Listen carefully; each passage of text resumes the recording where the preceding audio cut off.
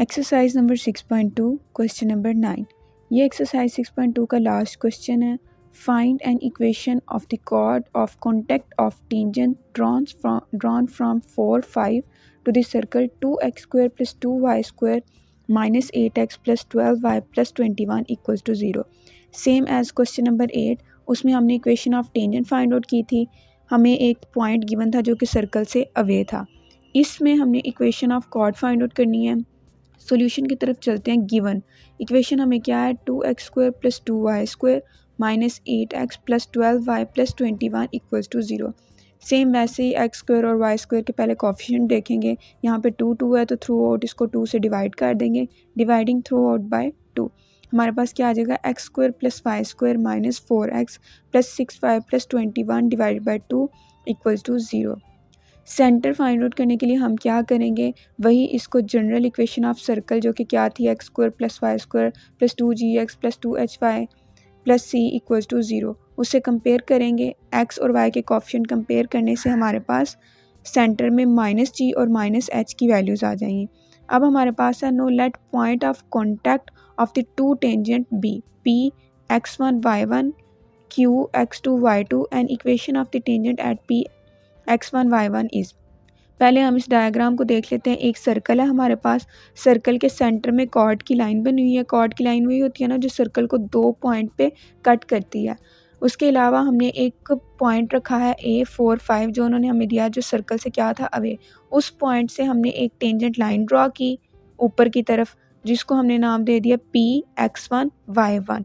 नीचे की तरफ हमने एक और टेंजेंट लाइन ड्रॉ की जो सर्कल को जिस पॉइंट पे टच कर रही है, उस पॉइंट को हमने नाम क्या दे दिया, Q x2 y2। अब हमने इक्वेशन ऑफ टेंजेंट फाइंड करनी है पहले P x1 y1 पे, फिर हमने equation of tangent find out करनी है Q x2 y2 पे। अब N equation of the tangent at P x1 y1 is. Required equation क्या है, x x1 + y y1 + g bracket में x + x1 + f ब्रैकेट में y + y1 + c = 0। इसको हमने नाम दे दिया इक्वेशन नंबर 1 का। अब ये जो इक्वेशन नंबर 1 है, इसमें हमें किस किस की वैल्यूज़ पता होनी चाहिए, g, f और c की वैल्यूज़ पता होनी चाहिए, वो हमने फाइंड आउट करनी है। g और f की वैल्यूज़ तो सेंटर से आ जाएंगी, जो कि हमारे पास क्या है, सिंस -g - f सेंटर निकालें तो हमारे पास आता है 2, -3। इस सेंटर में से g की वैल्यू क्या आ जाएगी, -2, क्योंकि -g है तो g माइनस दूसरी तरफ जाके क्या हो जाएगा, -2g = -2 और f की वैल्यू क्या आ जाएगी, 3। अब इन दोनों वैल्यूज़ को इक्वेशन नंबर 1 में पुट करेंगे। हमारे पास क्या आएगा, x x1 + y y1, g की जगह पे आ गया -2 ब्रैकेट में x + x1 + 3 की जगह पे f की जगह पे आ गया 3 ब्रैकेट में y + y1 + c की जगह पे हमारे पास कांस्टेंट क्या है, 21 डिवाइडेड बाय 2 = 0। ये हमारी आ गई question number 2। Since it pass through 4 5, अब कहाँ से पास कर रही थी, पॉइंट 4 और 5 से, तो हम यहाँ पे x और y की जगह पे क्या लिख देंगे, 4 और 5। तो जहाँ जहाँ x है इस इक्वेशन नंबर 2 में, वहाँ वहाँ 4 लिख देते हैं और जहाँ जहाँ y है वहाँ वहाँ क्या लिख देंगे, 5। तो आ जाएगा हमारे पास 4x1 + 5y1 - 2x की जगह पे 4 + x1 + 3y की जगह पे 5 + y1 + 21/2 = 0।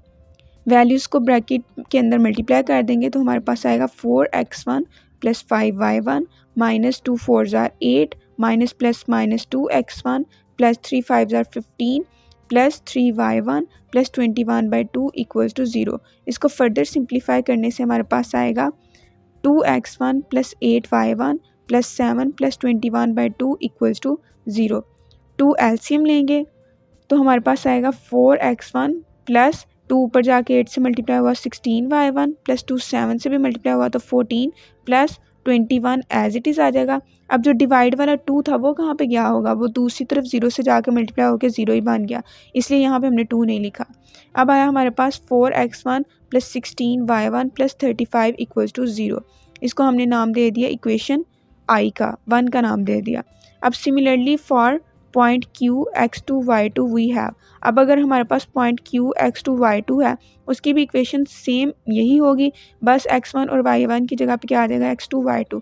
हमारे पास क्या आया, 4x2 + 16y2 + 35 = 0। ये आ गई इक्वेशन नंबर 2।